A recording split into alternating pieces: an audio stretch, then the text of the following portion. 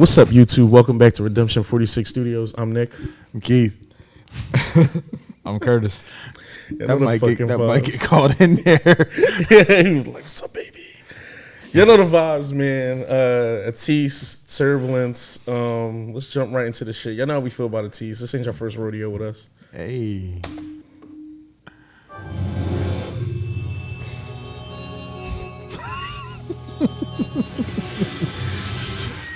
This shit is funny. Somebody be like, got you. Classroom, paper airplane, Scott tier. That oversized sweater look comfortable as shit.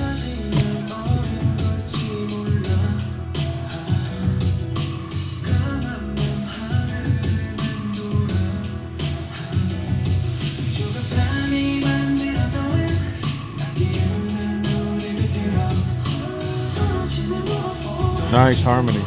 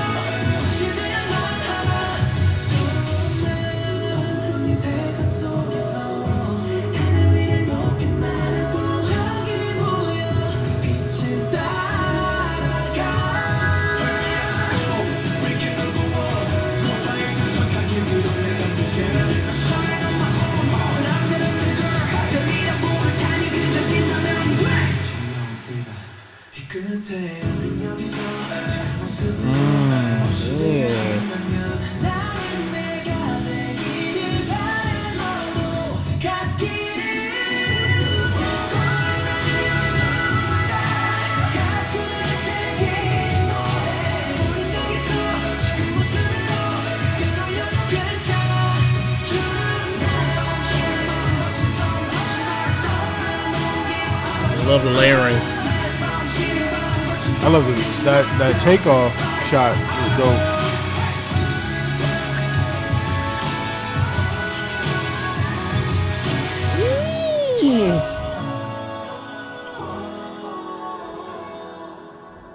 Bruh. This was incredible. No cap. I got lost in the song a little bit. Like I felt myself fucking. It took you to a place. It took me somewhere.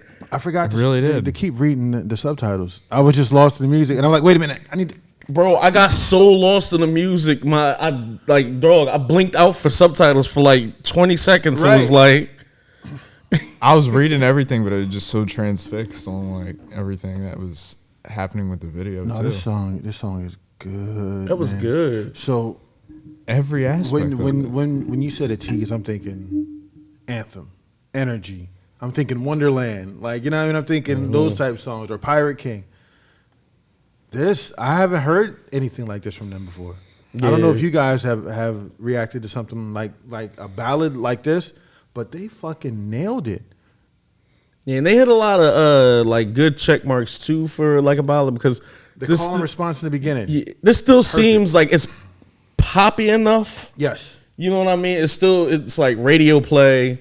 I'm not gonna go into the technicals, like the vocals. Oh my god, y'all gotta let us know who was doing some like those vocals and the those layering. runs and stuff like that, because it was a lot of runs, and we said we don't get as many runs with K-pop as like me as personally as I would want. They let them show out. Yeah, they got to flex the vocal muscles. Just some of the little storytelling that I can see in here and how it's shot. They make everywhere they at in SK look crazy and shit. I'm like, what fucking, how your trains look beautiful. But yeah, it ain't no other way to describe how I feel than that shit had me lost a little bit in a good way. Mm-hmm. And then that takeoff scene at the beginning when he was on the runway and just started running, you just see him running through the air. That was dope. Yeah, man. This felt like a little bit of an ET homage. Yes.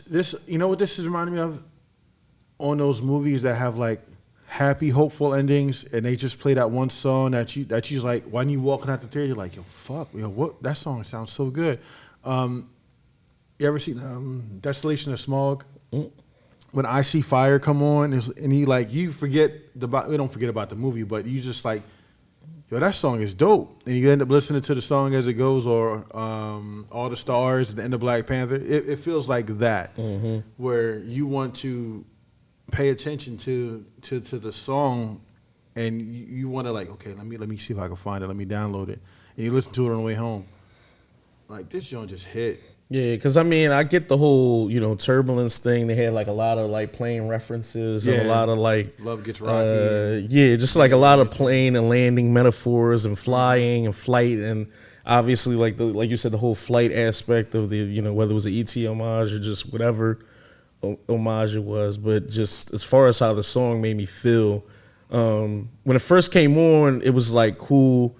At first, I was like, okay, where are they gonna go with this? Then he started building. So I was a little bit held back, just like where you're gonna go with it. But they went somewhere. I'm still on that trip. Yeah, I'm still floating. Yeah, this was really, really special to me.